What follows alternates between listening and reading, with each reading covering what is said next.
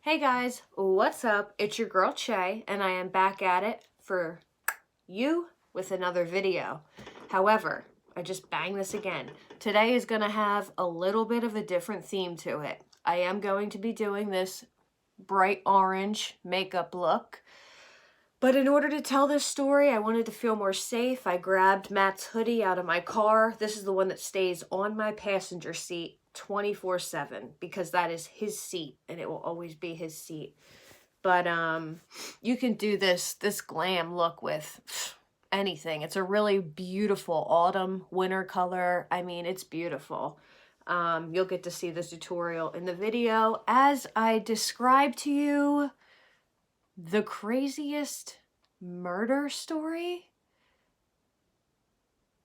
but the craziest God story that has a murder involved that is very personal to me.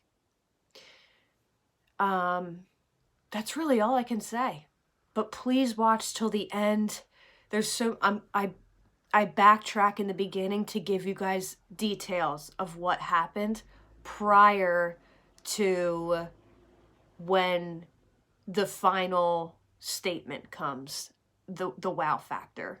So just please listen through till the end. And I'm wondering if it's going to blow your mind like it blew mine.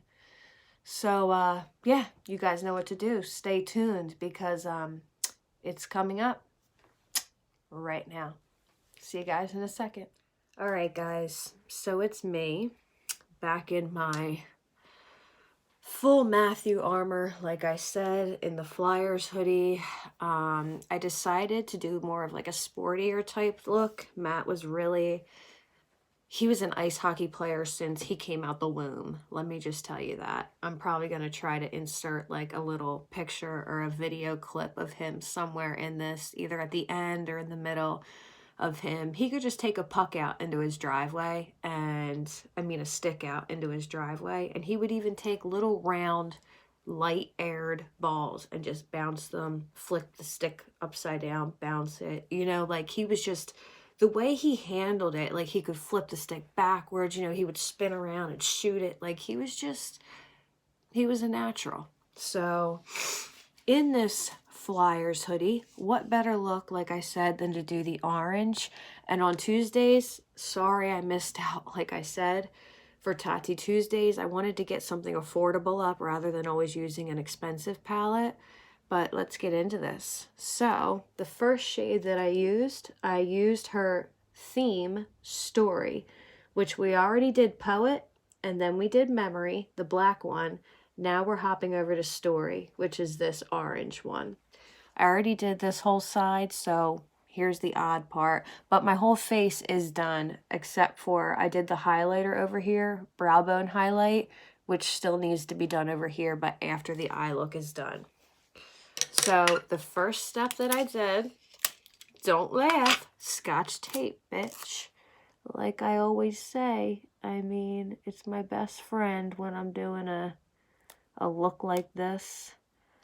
And I'm trying not to be like too harsh with it, because I feel like when you're too harsh with the Scotch tape, that's when it gives you problems. So I learned to be a little bit more gentle. Look at me go. All right. I can't keep neglecting the story though. So, oh, that's so weird. And the theme I'm doing today, I swear to God, it's called Story. Okay, I was meant to do this. And the clock right now just says 2:28. That's Matt's birthday. All right, let's get going. So, I'm tapping into Story. I'm going to tell you what I'm doing, but I'm going to tell you the story. Okay, so I think a lot of you know that my fiance passed away in September. He passed away on September 2nd. It was the night of September 1st, morning of September 2nd. It happened, I think, after midnight, because I got a good night text from him saying, good night, babe, I love you. And I can't wait to cuddle you tomorrow. Don't worry, I've practiced I've practiced this story. If I end up getting a little too emotional, I'll just click out, refreshen myself, and come back. But I've practiced. All right, so the weird part about everything was I was in the shower. When I got out of the shower, I saw the text message from him. And you know us girls, we take like hour-long showers. So I answered him, as soon as I saw the text, because I was about to go to bed too. And we always said goodnight. And as stubborn as I am, Matthew was also very stubborn. We were both stubborn, but when it came to each other, it's like we had a soft spot for each other, and I don't know, we just did. And but we weren't fighting, so thank God. I would never be able to forgive myself. But he said, "Good night, babe.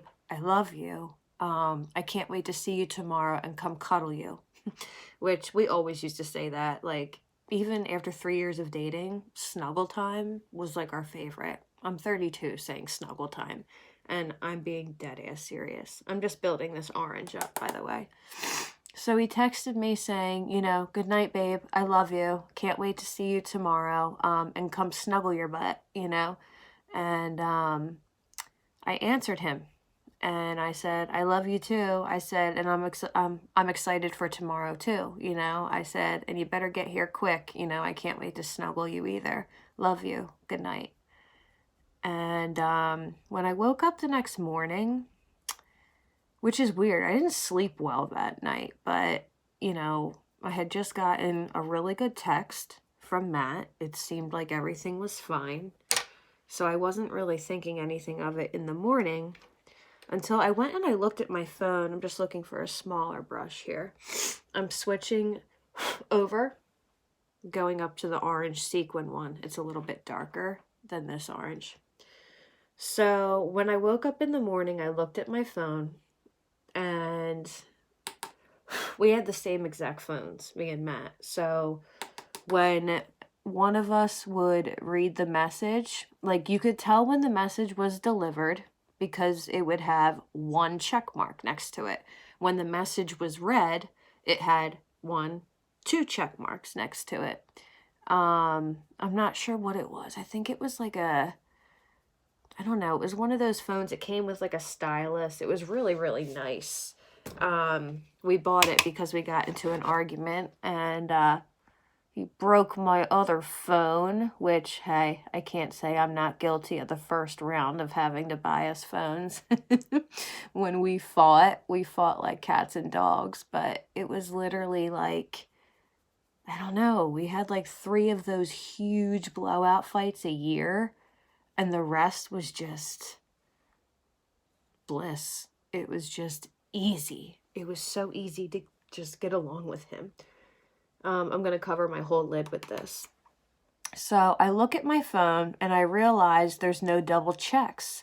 So I'm like, oh my gosh, what is he, sick? Like, did he sleep in from work today? So I texted him and I was like, "Babe, what's up?" I said, "Usually I get a good morning text from you, like you haven't texted me yet. What's going on?" And he didn't answer that. And that one also went unread. I'm like, damn, he really is sleeping in today. Maybe he doesn't feel good, He's been telling me he hasn't been feeling that well, Don't take it out on him, let him relax, whatever. I get a message from his brother. I'm going to leave all names out, but his older brother. And I get a message saying, "Che, call me ASAP, it's important." So I'm like, oh no, like, great. Did Matt do something stupid? Like, did he mess something up? Like, what did he do? Let me clip to. So as soon as you get a text like that, death isn't the first thing on your mind. So, well, literally everything else is before that. But I'm wondering why Matt's not answering me. Because whenever he had an argument with his family, he was the first to text me. Because he always wanted to get his point and his side to me before his mom and dad could. Because once me and his mom and dad started talking, you know, that's when like we made sure he was staying sober and doing really well. And that's how I knew he was doing great for those 2 years, you know. Throughout 3 years, he had 2 slip-ups, to be honest. And I was happy with that, you know. Like I did tell him, you know, listen, buddy, 3 strikes and you're out, you know. I just took a little bit of concealer and put it on my lid. And I'm going to go right here to the next shade up in the metallic row. Pick some of that up. I put concealer down because this is such a pale shade of orange. You can barely see it. So I wanted the concealer to really be able to make this color pop. So I see the message from his brother. So as soon as I saw that message, I texted Matt back first. And I said, Matt, what's going on? I said, your brother's texting me, like, wake up, you need to wake up. Like, what's going on? Tell me what's going on so I know what to say. Like, I don't know if you're okay. Like, are you sick? I said, I hope you didn't use again. Like, I really hope you didn't use again. And nothing. I got no answer back. So I made the phone call. I'm going to take this, this is just setting spray. I spray it onto something and I just tap my pointer finger into it and I go right on top of this sequin shade. Not sequin, this is the metallic shade. And I'm going to go right into this top glitter with the same finger that still has some setting spray on it. So, what do you think I have to do? I have no other choice. Matt isn't answering me. 228 again. My God. Okay, so the only other option I got left, I gotta call his older brother. Talk about the phone call that can change a life. And I've already had this phone call twice. I lost my sister and I lost my brother. I know what phone calls leading up to certain situations sound like. But this was still not really on my... It was on my mind, but not. I'm thinking Matt's in trouble. His phone's off and his parents want him to like go away. He messed up again or something like that. So I call and I say, hey, I'll just say Billy. Hey, Billy, what's up? You know, like what's going on? And he's like, Che, he's like, listen, this is really hard for me to say, but, and I start thinking in my head, I'm like, no, but I didn't say anything. I'm just like, just keep your calm, you know, like Matt messed up and I'm going to deal with it. I'm going to work on it with him. And he said, but before I say anything, he said, I really want to thank you. He said, I really want to thank you for these past 3 years. And that's when I knew. I just knew something was wrong. I knew something was wrong with him because why is somebody thanking me for 3 years out of their life for their brother? All right. I practiced this. I can do this. So he said, I just want to thank you for the past 3 years. Because without you, Matt wouldn't have made it this far. But Matthew passed away in the middle of the night last night. Hold on 1 second. All right, I'm back. I had to catch my bearings for a second. Every time I tell that, it's like saying it doesn't compute in my head. It's still not real to me. So I'm just tapping back into the darkest orange and I want to make sure that the outer corner and the inner corner don't have any glitter, that they are completely matte with this dark orange shade. So that's what he said. I'm sorry, Che. He said, and I hate to tell you this, but Matthew passed away last night. And I said, oh my God, no. You know, like, how? And he said that all the evidence was around him, and it was from an overdose. And when you have somebody clean, I probably shouldn't have picked to do like a glam look. Or like, am I kidding myself?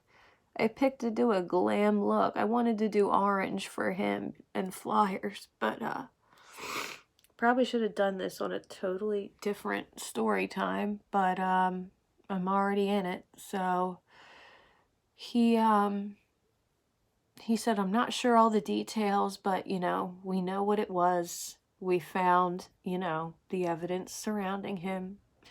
They found a bag, they found the needle. And he's like, oh, you know, I'll give you a call back later. He said, please, you know, promise me, keep your head up, you know. We appreciate everything that you've done for him, and, you know, don't fall off the deep end. You know, don't do anything stupid. You know, we'll contact you later once we figure out more. And I wasn't that close with his older brother, so my legs are shaking, literally bouncing up and down. I wasn't that close with his brother, so you know, we didn't really have much to talk about, except for, you know, Matt was that one thing in common that we had. And now he's telling me that they had found him on the bedroom floor that morning.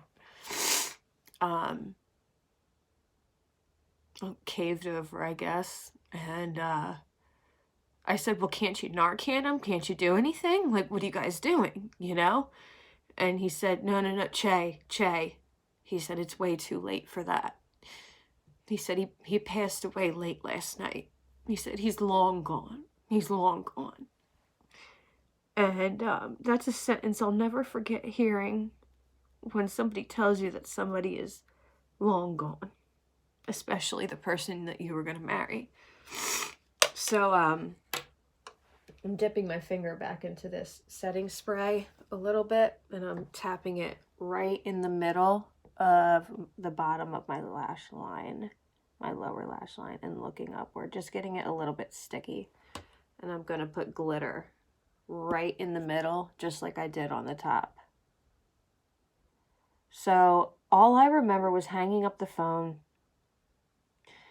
He hung up the phone, I hung up the phone. My phone dropped to the floor, as well as my body. There was nothing I could do. Absolutely nothing I could do. I remember almost feeling like I was about to go, you know, like I'm like, oh my God, like my chest tightened, and I'm like, oh my God, oh my God, oh my God. I said, I'm about to die too. Like, I'm about to die. That's what it feels like when your soulmate is getting ripped away from you and you don't know what to do. And literally, he had just told me, I love you. I can't wait to see you tomorrow.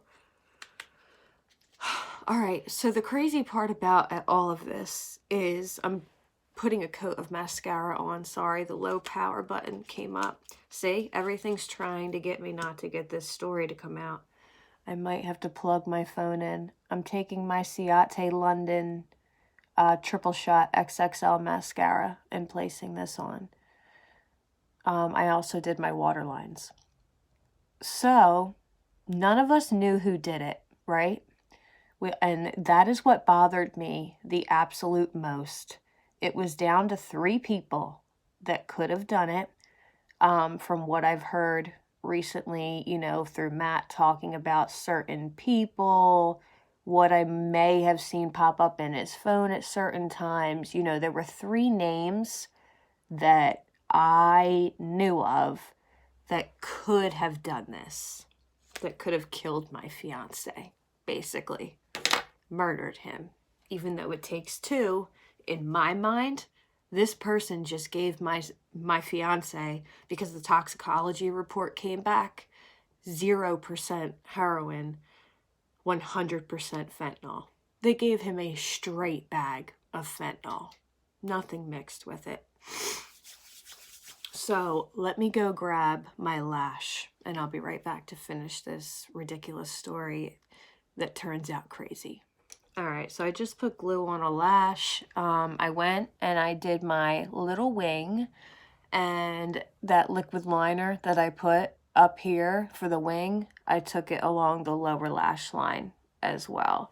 This eye is watering like crazy. I can tell because it's not right here anymore. Oh gosh, I've said it before and I'll say it again. You people that don't have watery eyes do not know how lucky you are.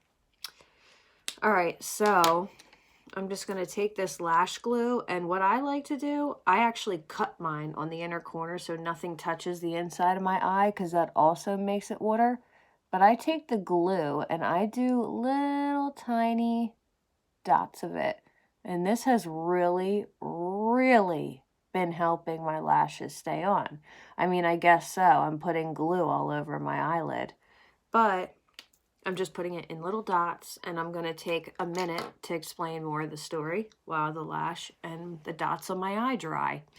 So, anyway, about a month had gone by. The first 5 to 6 days were the most spiritual, but was the most spiritual time of my life. I told you about the dream when he came to me and we had our slow dance.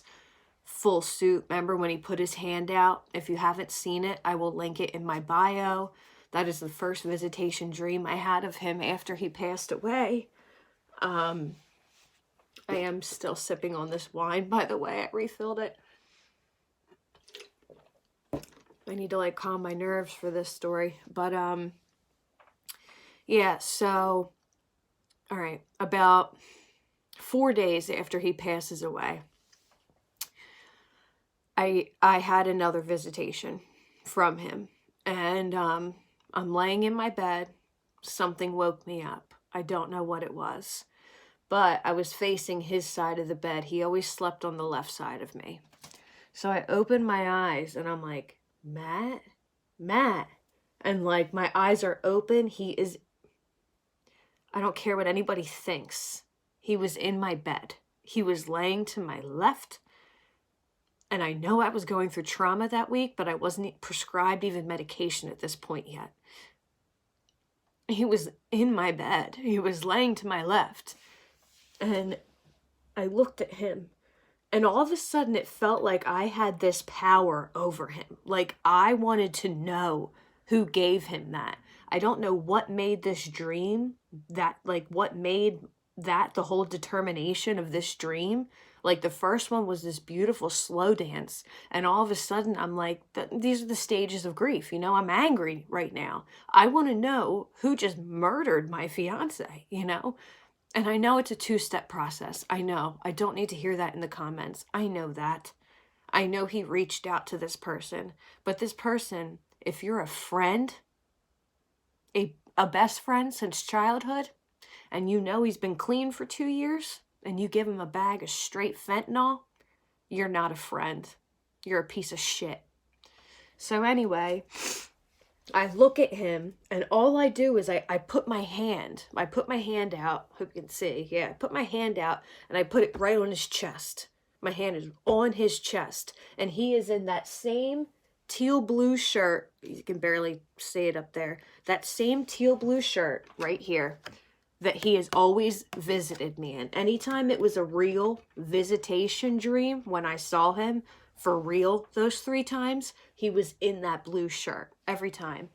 So I put my hand on him, and I remember my hand was right on his chest, like hard. Like it felt like I almost had like authority over him. And okay, I asked him 3 names, but I'm not going to say the names. This is how I was trying to figure out how to say this. And I said, I'm going to make up, all right. I'm just going to say Stephen 1, Joseph 1, and Anthony 1, even though they're all made up. So I literally, my hand on his chest, I said, did Stephen 1 give you this bag that killed you? And he's like, no. And I said, I forget the names now. Did Joseph 1 give you this bag that killed you? And he said, no. And I said, what was the other name? Anthony. Did Anthony 1 give you this bag that killed you? And he stopped and he looked at me. And my grip got like tighter on him. And I said, Matthew, did this person give you the bag that took your life? And I remember just staring at him like I had my hand on him. They weren't orange fingers. I had my hand on him and I said, did this person give you the bag that took your life?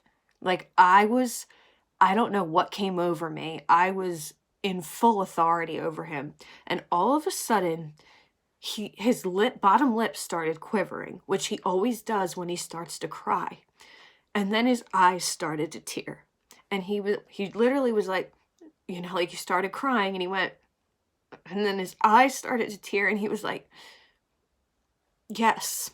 And then I just pulled my hand back, and I was like, thank you for telling me the truth. And I felt this evil presence behind me. It was not the presence of God, I can tell you that. I don't know if I wasn't supposed to know certain things. I don't know if I pried into him too hard, but I had the authority to. I felt it. Hold on, this lash is totally drying on me here. Give me 1 second. But anyway, I had this sick feeling in my stomach once he told me who gave it to him. I thanked him, though, for his honesty. And I told you I felt this sick feeling behind me. It was like an evil spirit was behind me, or something evil, demonic was in my room. And I don't put up with that shit. Not anymore. I got Bible verses all around since this night, because that's how much it scared me. And I couldn't, no matter what, I couldn't turn my head fully around, nor did I want to. I was like stuck in a certain spot. I'm like, what the hell is behind me right now? Like it was freaking. So I remember I just closed my eyes. I was like, God, whatever this is behind me, I need your help.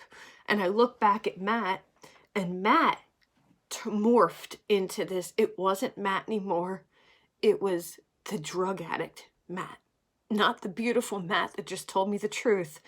It was somebody that looked like Matt, like it was a demon or something. And I know that this sounds crazy, but I know it wasn't the real Matt now, because when I went to touch, the person wouldn't let me touch him anymore. I didn't have that hand authority anymore. And he pulled out a syringe. And I know he would never do that right now, or in front of me. And it's literally like he was looking in a mirror, like he's looking straight off and I'm to his right. He's not looking at me, he's looking straight ahead. And he has a syringe and he's looking on his arms and he's shaking his head. He's like, no. And then he's feeling his neck. And all of a sudden, this thing, whatever it was, took the syringe and starts going, like jabbing it into the side of his neck. And that's not Matt. That is not Matt. So I literally closed my eyes. I said, God, whatever I'm dealing with right now in this room, I said, it is way more powerful than I thought. I said, I need you to send help, and I need you to send help now. I said, I can't pray this off. And I kept saying, in the name of Jesus Christ, leave me alone. In the name of Jesus, get out of my room. But nothing was happening. All I remembered was this song came to my mind, and it's called Captain of the Host. And we used to sing it at an old church when I was younger. And it goes, Captain of the Host, mighty warrior, bring forth your battle strategy and lead us out to war. And the host, if anyone reads the Bible, the host is heaven's army. But it's filled with angels, not the type of pretty angels that you think. I will insert a picture of heaven's host or an angel. They're giants. They are gigantic. They're almost scary looking. Like you'd be scared to see this. Even though it's an angel, it's from heaven's host. It's from the army. So I literally closed my eyes and I was like, captain of the host. I was like, mighty warrior. I said, bring forth. And as soon as I said, bring forth, I heard this crack of thunder in my right ear. It was like that first, say you're about to get a bad storm, that first like whip of like thunder in the sky, that crack like of thunder. I'm going to try to find a noise effect to describe what I heard, and I don't even think I can, but it's that crack with that like ripple effect to it. All I pictured as soon as I heard the crack when I started singing it, as soon as I heard that loud crack, I was not scared. All I said was, I looked up and I said, thank you. I knew he heard me, and I knew that something big was coming to help me. I kid you not, within 30 seconds, the battle was done. The battle was won. The thing that was tormenting me in my bed with the syringe acting like Matt was gone. I could turn around. My whole room was peaceful. I remember I got up, I turned all my lights on, and I just started like, I gave him a clap, because little old me in a dingy motel room in the middle of a farmland, like, he heard me. God heard me in the middle of the night. Now, to get to the crazy part of this story, not that it doesn't sound crazy already, what I did, I'm just going to add some highlight real quick before I get back to the rest, because this was literally the last step that I did after I put those lashes on. I think our eyes are pretty even. For highlighter, I mixed this one in with the white one, and that's what I have over here, so that's what I'll be doing. Okay, so the next day, I wake up, and all I am doing is plotting. I'm plotting the entire day, and not plotting in a good way. I am plotting as in, I don't even like to admit this. I am plotting as in how I'm going to take this kid out, who Matthew told me gave him the bag. And I'm like, you know what? I have a young boy. Oh my gosh, I shouldn't have dug into that. It hit pan. What the hell? I have a little boy at home that needs his mommy, and I'm not going to do anything stupid. I can't do it. So I thought about it all day. That night, there we go. Now it's even. Now I can, I think, finish this story, and I'll take my hair out. That night, I remember I got down on my knees and I just prayed. And I said, God, I know you're going to be mad at me. I said, but this person just killed my fiance. This person just gave the bag of death to my soulmate. Like, what do you want me to do? You know, like, what do you want me to do? I just wanted to move this mirror out of the way now that the look is complete. I hope you guys like it. I love her palette. It is beautiful. And I figured I'd go all out, use her orange for Matthew, flyers. This is just a little distraction for me till I finish the story. I mean, can you see anything else more than flyers with this kid? I mean, he played ice hockey, yeah, since he came out the womb. But anyway, he even went to Newman College, which is a really good ice hockey college for anyone that doesn't know. But anyway, so I remember praying that night. I got down on my knees, literal prayer style. I can't even say prayer, right? Prayer style. I got down on my knees. If I look this way, it's because my bed's over there. But I got down on my knees and I folded my hands. And oh God, I don't need this phone to fall again. But I folded my hands and I literally said, God, don't be mad at me. Don't be mad at me. But this person, this Billy, took my soulmate's life. He took his life. He gave him a straight bag of death.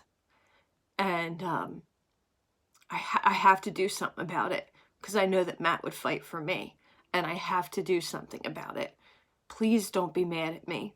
Like, but just forgive me now for what I do, because I know it's not going to be smart, basically. And so I decided, I was thinking that night, and I texted a few people. And I had 2 people set up and ready to go. That, well, it was one older guy out of a biker group that I knew, and his son, but, you know, he was older too. The one guy has to be in his 60s by now, but I don't want to give too much detail, but I said, listen, this kid, I found out who it was. I found out who killed Matt. I found out who gave him the bag. And they were like, are you kidding me? You know? And I said, no, I found out. They said, how? I told them through a dream. Once I got into extensive detail about it, they were like, all right, you know? And it wasn't just through a dream. I'm not going to mention who, but I had a conversation with one of Matt's friends, which ends up being one of this person's childhood friends. And they said, oh yeah, you didn't know? Like, anytime Matt relapses, he usually grabs it off of this kid. And I had never heard of him before until that he told me that, and I asked him in the dream, and it's the same name that Matt gave me. So it was just like I acted stupid on the spot. You know, I was like, oh, wow, you know, I never knew that. Which I'm taking note of it all, you know. So I'm just going to put it out there. I told these people I would give them $500 if they beat this kid to a bloody pulp. You know, you're lucky to be alive and walking. My fiance was found on the bedroom floor with vomit under him, which means that he was fighting for his life. He was fighting for it. And because of you and the bad bag that you sold him because of your dope game money, or you think you're cool or something, you took him from me. And now I have no future husband to walk down the aisle to. I don't even have my engagement ring. I'm like holding up all swatches. Like, it's still in his room. His family is so scarred. All they've done is remove the bedding, I think. They want to rip up the carpet in the bedroom. Like, this kid ruined my life. And he didn't just ruin Matt's, he took it. So I told these people, and they were like, are you sure you don't want to just like get rid of this kid? You know, and I'm like, no. Like, I have a 7-year-old. You know what I mean? Like, I need to live. Like, I need to go past this point, you know? But I want him to admit it. I want you to keep beating him to a pulp until he admits it. And once he admits it, then we can take it further and we can take it to the courts.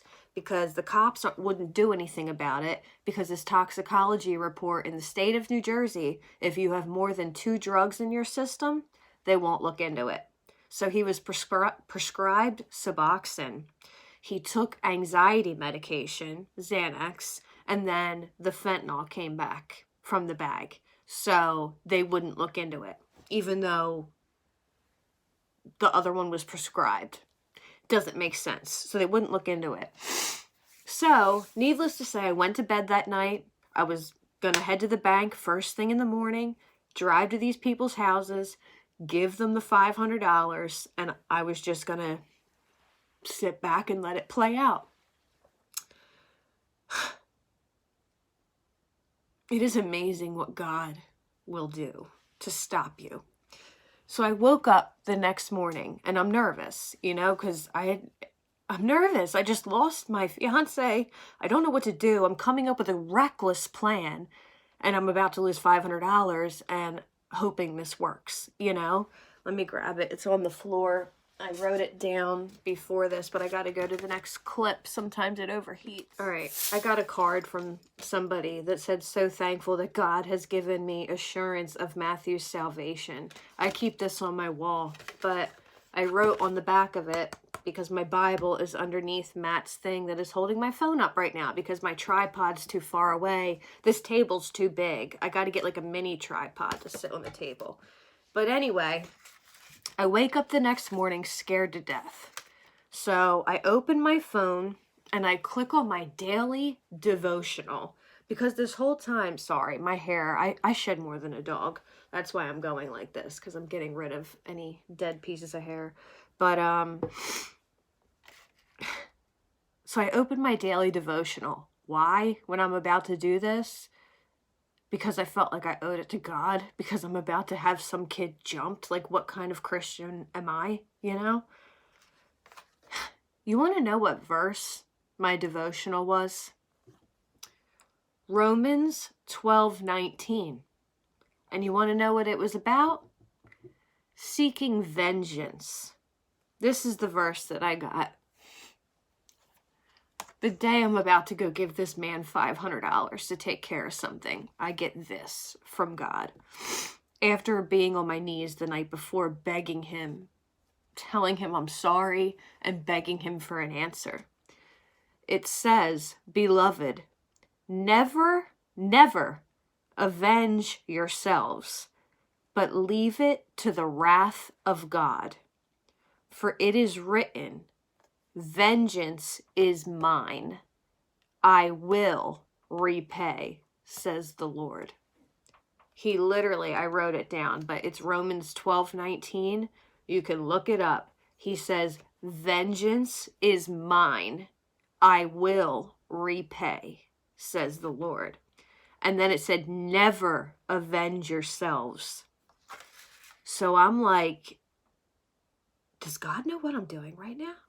Like, I know I told him, but you know what I mean? Like, you start to think, like, what the heck? Is he right next to me? Like, does he know what I'm doing today? So I started crying because it's clearly telling me right here. And I turned over a new leaf when Matt passed away. I got heavy into my Bible. I wanted to turn right back to God. And all it's saying is, you need to hear me out till the end, because this is what's crazy. All it's telling me is, do not seek vengeance. Vengeance is mine. And that is what God says. Vengeance is his. So all of a sudden, I sat back down on my knees. I sat on my floor and I looked out my window and I looked up at the sky and I said, God, if I'm supposed to take this seriously, how am I supposed to let this kid walk the streets happily, still selling dope to people, just laughing, you know, making dope money? And I'm over here as a widow now. My son, who's 7, is devastated, crying, asking me, Mommy, is Matt in heaven? Did he go to heaven even though we used a drug? You know, like it. So I said, fine. I won't do it. I won't do it. But I am trusting you, God. I said, whatever your plan is, I trust you. And I'm going to put my foot behind you. And I'm not going to do what I want to do. I'm going to do what you're telling me to do. Because how the hell on all days do I open my phone to that verse the day I'm about to have somebody jumped? It's like he was inside my damn head. I don't get it. But I was driving my friend home 1 month later, 1 month after this. It was on the 28th when this event happened, which, if you all know, the 28 is special to me. Me and Matt played it in lottery. I've said that before. The 28th is Matthew's birthday. This kid that I go to class with, he's like, yo, you mind giving me a ride home? And I'm like, yeah, no problem. So I'm giving him a ride home, and he said, yo, did you hear what happened to... I almost just said his real name. he said, yo, did you hear what happened to Billy the other day? And I was like, no, dude, I don't even care. I said, I wouldn't care if that kid died, you know, which was rude. I shouldn't have said that. And he's like, well, Chaley, he said, he did. And I said, what?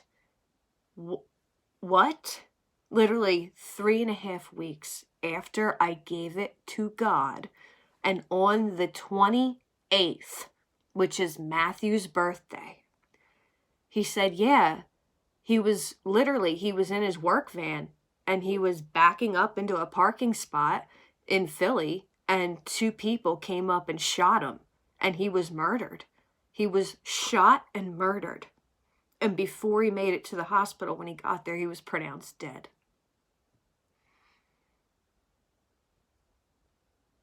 I don't know how I'm supposed to feel now, because I don't wish ill will on anybody.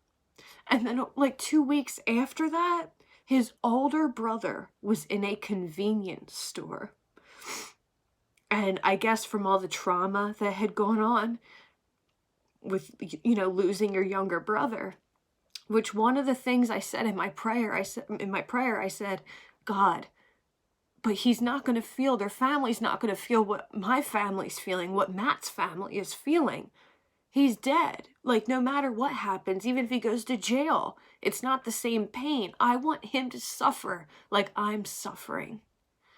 And he was shot and murdered in his van looking for a parking spot.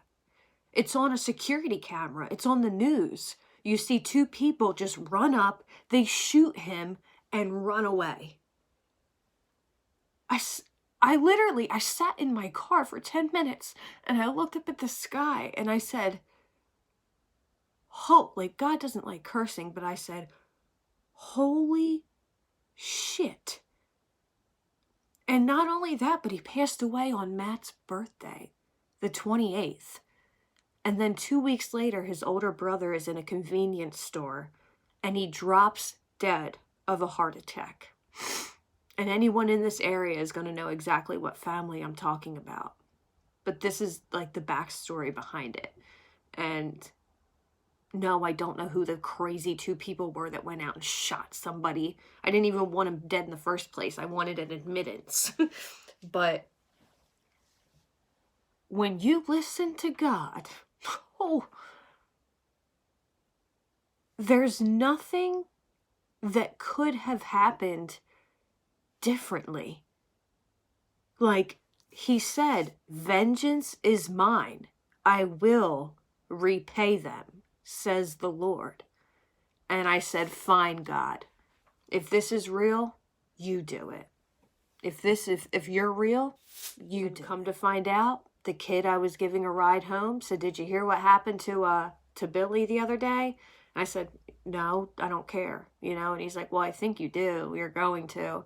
He was shot and he was murdered. He's dead. He was killed in Philly. And I probably turned stark white, wanted to throw up.